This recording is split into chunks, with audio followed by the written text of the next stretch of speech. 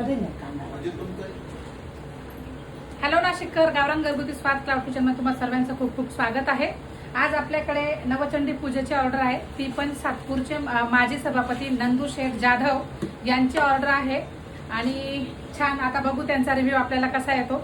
आणि दुसरी गोष्ट अशी, ज्यांना पोर्टर वगैरे बुकिंग करायचं असेल तुम्ही प्ले स्टोअरवर जाऊन पोर्टर ॲप डाउनलोड करून घ्या.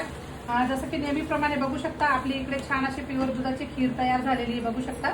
छान ड्रायफ्रूट वगैरे, भजे, असे भरपूर सारे भजे, इकडे नागलीचे पापड, इकडे आपल्या नेहमीप्रमाणे अशा बघू शकता मऊ लसलुशीत अशा मांडे.